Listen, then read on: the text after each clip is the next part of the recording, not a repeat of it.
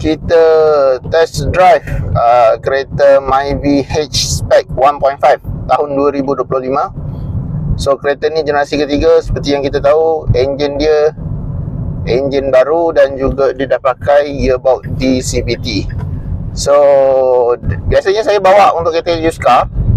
Untuk H-Spec ni 1.5 4 speed auto, model-model lama lah.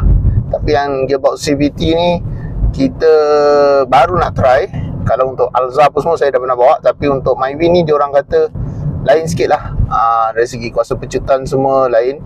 Kita cuma nak ceritakan dari segi perasaan bila memandu tu, sebabkan dia menggunakan EPS steering. Jadi bila dalam bandar ni ada sikit macam ketat sikit lah steering dia, tapi body roll dia semua ok. And then dia punya sharp dia memang sharp.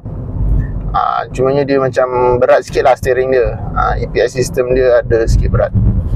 Tapi ok lah, dia tak bergoyang-goyang sangat.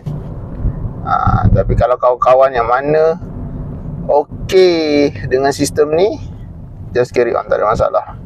Untuk fuel consumption dia, dia dah dapat status EEV.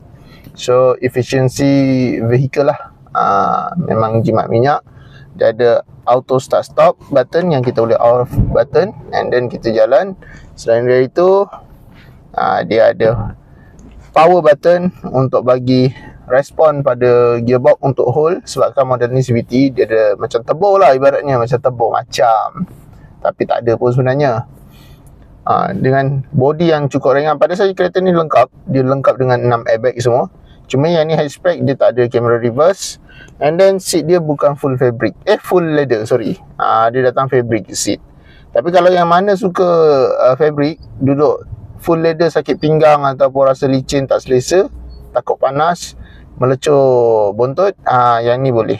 Yang ni memang selesa. Dia fit, sedap. And then seat dia bucket sikit. Dia full cover untuk lumbar support lah.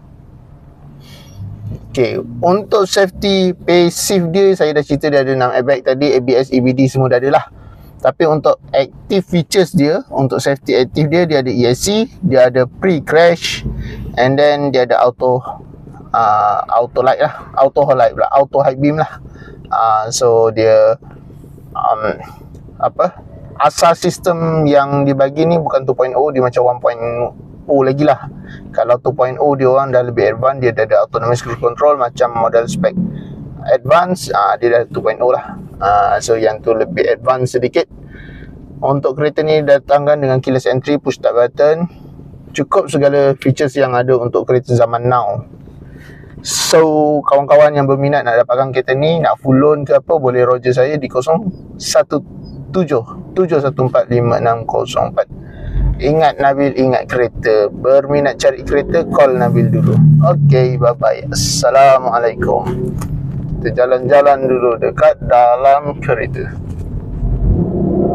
Respon kita bagi dia sikit tekanan.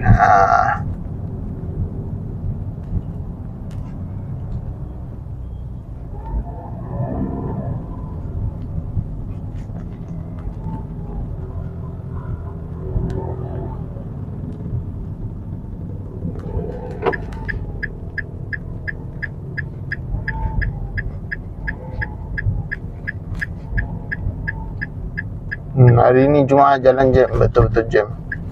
Okay, bye-bye. Kita dah sampai kedai, kita nak pasang tinted. Kita bagi free gift tinted lah dekat customer. So kita hantar sini dulu lah.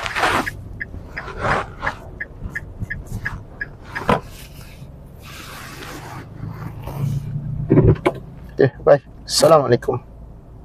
Terbalik.